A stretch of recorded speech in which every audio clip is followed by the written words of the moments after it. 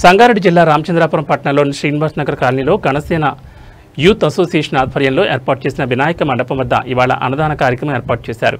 ఈ కార్యక్రమానికి BJP town అధ్యక్షుడు నర్సింగ్ గౌడ్ హాజరై తీర్థ ప్రసాదాలు తీసుకున్నారు. కార్యక్రమానికి భక్తులు భారీ సంఖ్యలో పాల్గొని అన్న వితరణలో పాల్గొన్నారు. ఈ కార్యక్రమంలో యూత్ సభ్యులు పలువురు పుర ప్రముఖులు పాల్గొన్నారు.